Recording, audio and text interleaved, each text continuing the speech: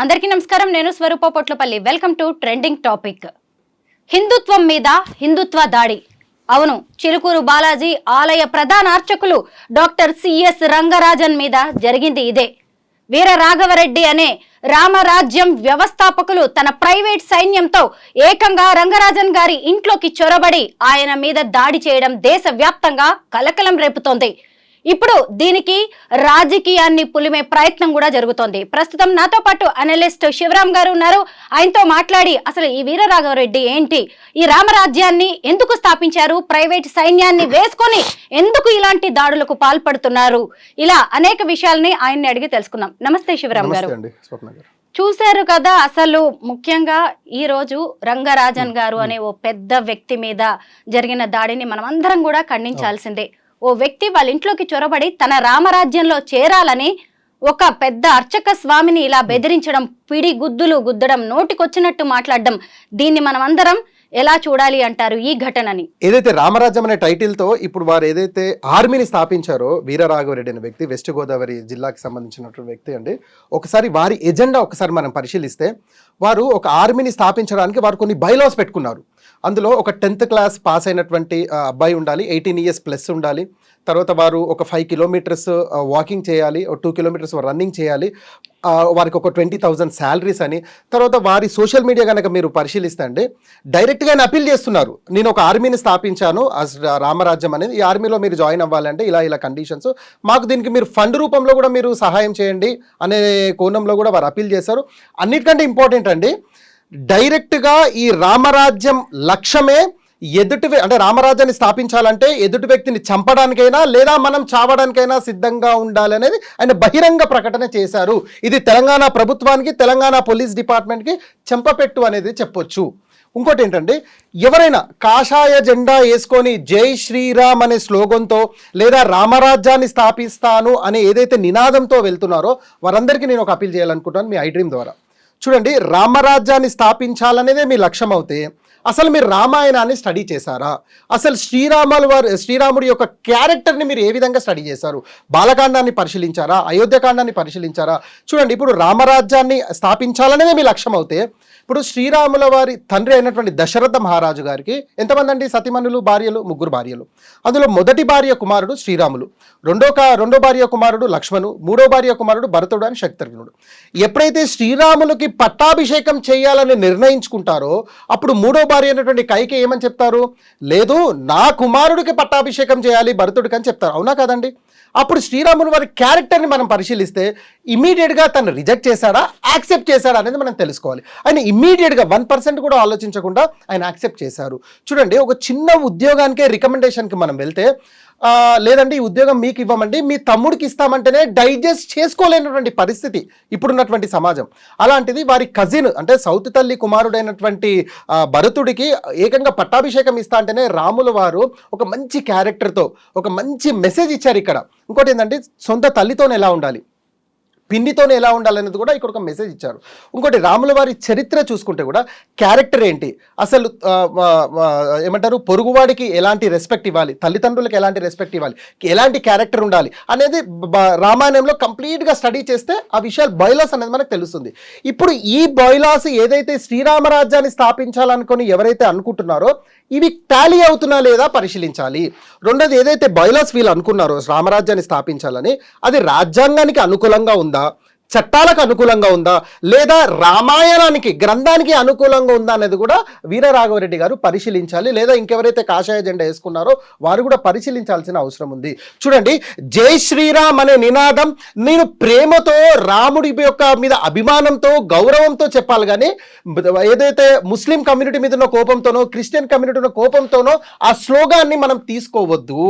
ఇప్పుడు వీరరాఘవరెడ్డి ఏదైతే అర్చకుడి మీద, రంగరాజన్ మీద దాడి చేశారో ఇదే దాడి స్వరూప గారు ఒక అబ్దుల్లానో ఒక జోసెఫో చేస్తే భారతదేశ పరిస్థితి ఏంటి ఒకసారి మీరు ఆలోచించండి. అంటే ఇప్పటికైనా కూడా సోషల్ మీడియా ఏదైతే అద్దం పెట్టుకొని వీరు ఫండ్ వసూలు చేస్తున్నారో లేదా ఇలాంటి బైలాస్ రూపంలో ఏదైతే వెళ్తున్నారో ఇది చట్టానికి, రాజ్యాంగానికి వ్యతిరేకంగా. మొక్కగా ఉన్నప్పుడే దీన్ని తుడిచేయాలి. ఇది పెద్దగా అవుతే తీయడం చాలా కష్టము. రాముల వారు చెప్పారా అండి ఒకరిని ప్రాణం తీయమని, సనాతన ధర్మం గురించి ప్రాణం తీయమని చెప్పారండి? మరి మీరు ఏ విధంగా మీరు స్టేట్మెంట్ ఇస్తున్నారు? అంటే ఏదైనా ఒక విషయం విషయాన్ని మనం పరిశీలించి ఓన్ చేసుకోవాలంటే స్వరూప గారు 360 degrees కోణంలో మనం దాన్ని పరిశీలించాల్సిన అవసరం ఉంది. అసలు శ్రీరాముడు ఇచ్చినటువంటి మెసేజ్ ఏంటి, యేసుక్రీస్తు ఇచ్చినటువంటి మెసేజ్ ఏంటి, మొహమ్మద్ ప్రవక్త ఇచ్చినటువంటి మెసేజ్ ఏంటి? ఇది భాషే వేరు తప్ప భావం ఒకటే. ఇప్పుడు నేను మంచినీళ్ళు అంటున్నానండి, మీరు హిందీలో పానీ అంటున్నారు, వారు ఇంగ్లీష్లో వాటర్ అంటున్నారండి. ఇక్కడ భాషే వేరు తప్ప భావం ఒకటే కదండి. అసలు శ్రీరాముడు సంస్కృతంలో చెప్పిన సందేశం ఏంటి, యేసుక్రీస్తు గ్రీకు భాషలో చెప్పినటువంటి సందేశం ఏంటి, మొహమ్మద్ ప్రవక్త అరబీలో చెప్పినటువంటి సందేశం ఏంటి? దీన్ని గనక మనం తెలుగులోకి ట్రాన్స్లేట్ చేయగలిగి ఒక టేబుల్ మీద పెడితే భాషే వేరు భావం ఒక్కటే అనే విషయం క్లియర్గా తెలుస్తుంది. సనాతన ధర్మం అని చెప్పేసి సనాతన ధర్మం పేరుతో ఏదైతే మీరు కొట్లాడుకుంటున్నారో ఇదే సనాతన ధర్మాన్ని ఏదైతే కృష్ణుడు అర్జునుడికి బోధించాడో భగవద్గీతలో, ఇదే అరబీలో అక్కడ ఉన్నటువంటి జీబ్రైల్ మొహమ్మద్ ప్రవక్తకి బోధించాడు. ఆయన దీనుల్ కయ్యూమ్ అని చెప్పారు, ఇక్కడ సనాతన ధర్మం అని చెప్తున్నారు. అంటే అక్కడ అరబీలో బోధించడం జరిగింది, ఇక్కడ సంస్కృతంలో బోధించడం జరిగింది. ఈ విషయాలు మనకు తెలిస్తే క్లారిటీ వచ్చేస్తుంది. అయితే వీరి లక్ష్యం ఏంటి? ఎవరైతే ఇప్పుడు వీరరాఘవరెడ్డి గారు టార్గెట్ చేశారో అర్చకుడిని, వీరి లక్ష్యం ఏంటంటే ఇప్పటికంటే బిఫోరే దాదాపు తెలంగాణ ఆంధ్ర రాష్ట్రంలో 2700 మందిరాలకు వీరు వెళ్ళారు, అర్చకులతో మాట్లాడారు, అక్కడ ఉన్నటువంటి డేటా తీసుకునే ప్రయత్నం చేశారు. యశ్వక గోత్రానికి సంబంధించిన డేటా తీసుకునే ప్రయత్నం చేస్తున్నారు. అందులో భాగంగానే చిలుకూరు బాలాజీ టెంపుల్ కూడా ఎందుకు వెళ్ళారంటే దాన్ని వీసా టెంపుల్ అని కూడా అంటారు. ఎందుకంటే అక్కడ యూత్ ఎక్కువగా వస్తుంది. అక్కడ టెంపుల్ అర్చకుని దగ్గరికి వెళ్ళి, అంటే రంగరాజన్ గారి దగ్గరికి వెళ్ళి వారి దగ్గర ఉన్నటువంటి డేటా తీసుకునే ప్రయత్నం చేస్తారు. వీరు వారి డేటా తీసుకొని పర్సనల్గా కలుస్తున్నారు. భగవద్గీతలో ఉన్నటువంటి కొన్ని శ్లోకాలు చెప్పి వాళ్ళని డైల్యూట్ చేసి వీళ్ళ ఆర్మీలో జాయిన్ చేసుకోవాలనేదే వీరి లక్ష్యము. నేను వీరరాఘవరెడ్డిని ప్రశ్నిస్తున్నాను మీ మీడియా ఛానల్ ద్వారా. ఈ లక్ష్యము శ్రీరాముడి క్యారెక్టర్కి, రామాయణానికి అనుకూలంగా ఉందా, వ్యతిరేకంగా ఉందా? మీరు ఆలోచించండి. మీరు ఏది ఆలోచించకుండా అమాయకమైనటువంటి ప్రజలను ఈ విధమైనటువంటి కొన్ని శ్లోకాలను అడ్డం పెట్టుకొని మీరు డైల్యూట్ చేయడం వల్ల ఇది సనాతన ధర్మానికే ముప్పు అని మీడియా ఛానల్ ద్వారా చెప్పాలనుకుంటున్నాను. నిజమే, నేను కూడా దీంతో అంగీకరిస్తానండి. శ్రీరాముడు అంటే మర్యాద పురుషోత్తముడు. చిన్న వాళ్ళ దగ్గర నుంచి పెద్దవాళ్ళ వరకు కూడా ఎంతో గౌరవం ఇస్తూ ప్రతి వ్యక్తి విలువని పెంచిన వ్యక్తి. అలాంటిది శ్రీరామరాజ్యం పేరుతో ఓ సంస్థను స్థాపించి ఇక్ష్వాకు వంశస్థులమని చెప్పుకుని ఈరోజు రంగరాజన్ గారి వంటి ఒక అర్చక స్వామిని ఇంత దారుణంగా దాడి చేయడం అనేది మనమందరం ఖండించాల్సిందే. ముఖ్యంగా ఏంటి అంటే ఆయన ఒక ప్రైవేట్ సైన్యాన్ని కూడా వేసుకొని తిరుగుతున్నారు. పైగా రాముడి పేరు చెప్పుకుని రావణుళ్లాగా ఆయన బిహేవ్ చేశారు. అయితే ఇలాంటి వాళ్ళ వల్ల, ముఖ్యంగా వాళ్ళ మానసిక ప్రవర్తన వల్ల హిందుత్వానికి ఖచ్చితంగా ముప్పు వాటిల్లే అవకాశం ఉంది కదా. దీన్ని మనం ఎలా ఆపాలి అంటారు? చూడండి స్వరూప గారు, పురోహితుడు అని చెప్తాం మనం. ఇప్పుడు రంగరాజన్ గారు పురోహితుడు అని చెప్తామా లేదా? అసలు వాస్తవంగా పురోహితుడు మీనింగ్ ఏంటి అని మనం పరిశీలిస్తే పురం మరియు హితుడు ఈజ్ ఈక్వల్ టు పురోహితుడు అంటాం. పురం అంటే ఒక గ్రామము అని చెప్పొచ్చు, హితుడు అంటే మంచి కోరేవాడు, అంటే ఒక గ్రామానికి మంచి కోరేవాడిని పురోహితుడు అని చెప్తాం. అలాంటి పురోహితుడు స్థానంలో ఉన్నటువంటి రంగరాజన్ని అలా కింద కూర్చోబెట్టి అసభ్యంగా మాట్లాడి, అంటే ఆయన ఒక దశలో దాడి కూడా చేసి ఈ విధమైనటువంటి డేటా తీసుకోవడం అనేది రాజ్యాంగానికి, చట్టానికి, గ్రంథానికి వ్యతిరేకమే. బట్ ఇవి ఆపాలి అంటే ఏంటంటే ఇది తక్షణం పోలీస్ డిపార్ట్మెంట్, తెలంగాణ ప్రభుత్వం ఇమీడియట్గా యాక్షన్ తీసుకోవాలి. అరే బాబు, నువ్వు ఏ స్లోగన్ అయితే తీసుకున్నావో ఆ స్లోగన్ రామాయణానికి వ్యతిరేకము, చట్టాలకు వ్యతిరేకము, గ్రంథాలకు వ్యతిరేకము అనే కోణంలో వారికి కౌన్సిలింగ్ ఇవ్వాల్సినటువంటి అవసరం ఉంది. ఇప్పుడు చూడండి స్వరూప గారు, నేను ఏదైనా ఒక విషయాన్ని రైట్ అని నేను వాదించాలనుకుంటే, ఫర్ ఎగ్జాంపుల్ అండి, నా చేతిలో ఒక ప్రోడక్ట్ ఉంది, నేను ఒక కంపెనీని నేను ప్రమోట్ చేస్తున్నానంటే నేనేం చేయాలంటే ఆ కంపెనీ కంటే దానికి, అంటే ఆ కంపెనీలో ఏదైతే ప్రోడక్ట్ తయారు చేస్తుందో మిగతా కంపెనీ వాళ్ళు కూడా తయారు చేస్తున్న ప్రోడక్ట్ని పరిశీలించిన తర్వాతనే నేను ఆ కంపెనీ రైట్ అని చెప్పేసి చెప్పగలగాలి. నేను ఏదైతే రామరాజ్యాన్ని స్థాపించాలని చెప్పేసి నేను కొన్ని నేర్చుకున్న విషయాలను తీసుకొచ్చి నేను ఇక్కడ ఇంప్లిమెంట్ చేయాలంటే రాముడు చెప్పినటువంటి విషయాలేంటి, యేసుక్రీస్తు చెప్పినటువంటి విషయాలేంటి, మొహమ్మద్ ప్రవక్త చెప్పినటువంటి విషయాలేంటి, ఈ విషయాలను కూడా పరిశీలించాల్సిన అవసరం ఉంది. అక్కడ అరబీలో చెప్పారు, ఇక్కడ గ్రీక్లో చెప్పారు, ఇక్కడ సంస్కృతంలో చెప్పారు. భాష వేరు తప్ప భావం ఒకటే. ఈ విషయాలు ధార్మిక గురువులు వారి యొక్క శిష్యులకు బోధించాల్సినటువంటి అవసరం ఉంది. ఇప్పుడు ముస్లిం కమ్యూనిటీ ఉందండి, ముస్లిం కమ్యూనిటీ ఉన్నటువంటి ఎవరైతే గురువులు ఉన్నారో మొహమ్మద్ ప్రవక్త టీచింగ్స్ ఏంటంటే వాళ్ళకి క్లియర్గా చెప్పాలి. యేసు యొక్క టీచింగ్స్ ఏంటనే క్లియర్ క్రిస్టియన్స్ చెప్పాలి. అదేవిధంగా శ్రీరాముడి యొక్క టీచింగ్స్ ఏంటి, కృష్ణుడి టీచింగ్స్ ఏంటి, భగవద్గీతలో కృష్ణుడు అర్జునుడికి ఏం చెప్పాడు, అసలు ఎన్ని శ్లోకాలు ఉన్నాయి, అసలు క్యారెక్టర్ ఏంటి, ఈ విషయాలు చెప్పే ప్రయత్నం చేస్తే ఇలాంటి సొసైటీస్ ఎన్నొచ్చినా కూడా అమాయకమైనటువంటి ప్రజలు ఇలాంటి ఆర్మీలోకి జాయిన్ అవ్వకుండా ఉంటారు. లేదు అంటే ముస్లిమ్స్ ఏదో దాడి చేస్తారంట, క్రిస్టియన్స్ మన ఇండియాని ఆక్యుపై చేస్తారంట, కాబట్టి మనం ఇంకా ఆర్మీని పెంచుకోవాలని చెప్పేసి అనవసరంగా వీళ్ళ మనసులో ఉన్నటువంటి లేని కక్షలు నింపి అమాయకమైనటువంటి జనాలను తీసుకుంటున్నారు. వాస్తవంగా నేను అందరికీ అప్పీల్ చేస్తున్నాను, మీరు రామాయణాన్ని స్టడీ చేయండి. రాముడి యొక్క ది బెస్ట్ క్యారెక్టర్ అక్కడ మనకు క్లియర్ కనిపిస్తుంది. ఇప్పుడు నేను జై శ్రీరామ్ అనాలంటే నాకు రాముడు ఆదర్శంగా ఎప్పుడైతే నాకు అనిపిస్తాడో నేను అప్పుడు జై శ్రీరామ్ అనాలి. ఎవరి మీదో కోపంతో నేను అనొద్దు. రాముడు ది బెస్ట్ క్యారెక్టర్ రామాయణంలో క్లియర్గా తెలుస్తుంది. ఎలా బ్రతకాలి, ఎలా బ్రతకొద్దు అనేది రాముల వారు క్లియర్గా మనకు ఆయన అనేక కాండాలు అనేక మంత్రాలు పరిశీలిస్తే రామాయణంలో క్లియర్గా తెలుస్తుంది. బట్ ఈ విషయాలు పక్కన పెట్టేసి ఎవరి మీద ఉన్న కోపాన్ని మనం ఈ విధంగా ఒక ఆర్మీని తయారు చేద్దాం, ఇలా చేద్దాం, అలా అంటే ఇది కరెక్ట్ కాదని చెప్తున్నాను. పరమత సహనం కలిగిన అద్భుతమైన దేశం మన భారతదేశం. మనం ఇతర మతస్థులతో కూడా ఎంతో సోదర భావం కలిగి ఉంటాము. అలాంటిది ఈరోజు ఈ హిందుత్వం పేరుతో అతివాదులు మన హిందువుల మీదే దాడి చేస్తున్నారు. ఇతర మతాల వాళ్ళు మనల్ని చూసి నవ్వే పరిస్థితికి తీసుకొచ్చారు. ఎందుకు వీళ్ళు ఇంత ఎక్స్ట్రాగా బిహేవ్ చేస్తున్నారంటారు? దీనికి ఒకటే ఒక రీజన్, కారణం అండి స్వరూప గారు, గ్రంథాల అవగాహన మనలో లేదు. నేను మిమ్మల్ని అడుగుతున్నా స్వరూప గారు, మీ ఇంట్లో వేదాలు ఉన్నాయా? మీరు ఎప్పుడైనా వేదాలను పరిశీలించారా? అట్లీస్ట్ వేదాలను ముట్టుకునే ప్రయత్నం చేశారా? అసలు వేదాలలో ఎన్ని శ్లోకాలు ఉన్నాయి, అసలు మనకి ఇచ్చినటువంటి మెసేజ్ ఏంటి, వేదవ్యాస్ గారు ఏం చెప్పాలనుకున్నారు, మీరు ఎప్పుడైనా పరిశీలించారా? భగవద్గీత ఎప్పుడైనా భగవద్గీత చదివే ప్రయత్నం చేశారా? చూడండి, మనం హిందూ అని చెప్పుకుంటున్నాం, మనం సనాతన ధర్మం అని చెప్పుకున్నాం, కానీ మనకున్నటువంటి గ్రంథాలే మన ఇంట్లో లేవు, మనం చదువుకునే పరిస్థితుల్లో లేదు. ఎందుకు? మనం ఇప్పుడు ఈ మధ్య షార్ట్ కట్గా అలవాటు పడడం, ఏదో యూట్యూబ్ ఓపెన్ చేయడం, పలానా పంతులు ఏం చెప్పాడో, లేదా ఫోన్ చేసి పలానా పంతులను అడిగి మనం తీసుకుంటున్నాము. బట్ ఆ పంతులు, ఆ పురోహితుడు గ్రంథానికి అనుకూలంగా చెప్తున్నాడా, వ్యతిరేకంగా చెప్తున్నాడా అనేది మనం పరిశీలించే విషయంలో లేదు. స్వరూప గారు, ఒక కిలో టమాటా కొనే పరిస్థితిలోనే ఎంత ఆలోచించుకుంటున్నామండి మనం. అంటే ఇందులో ఏమైనా పుచ్చులు ఉంటాయా, డ్యామేజ్ అవుతుందా, మనం నష్టపోతామని ఆలోచిస్తున్నప్పుడు ఇది ధర్మానికి సంబంధించిన విషయం, దేవుడికి సంబంధించిన విషయం, స్వర్గనార్కాలకు సంబంధించిన విషయం. అలాంటప్పుడు మనం ఎంత పరిశీలించాలి? భగవద్గీత ఇప్పటివరకు చదవమా? 18 అధ్యాయాలు 701 శ్లోకాలు ఎప్పుడు చదవమండి? కృష్ణుడు అర్జునుడికి ఏం మెసేజ్ ఇచ్చాడు మనకు తెలుసుకోవాల్సిన అవసరం లేదా అండి?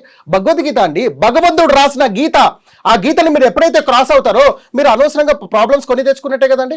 మీరు ఏ పంతులైతే మీకు ఏదైతే మెసేజ్ ఇస్తున్నాడో అది గీతకు అనుకూలంగా ఉందా, వేదాలకు అనుకూలంగా ఉందా? ఇదే విధంగా ముస్లిమ్స్ కూడా అదే విధంగా ఆలోచించాలి.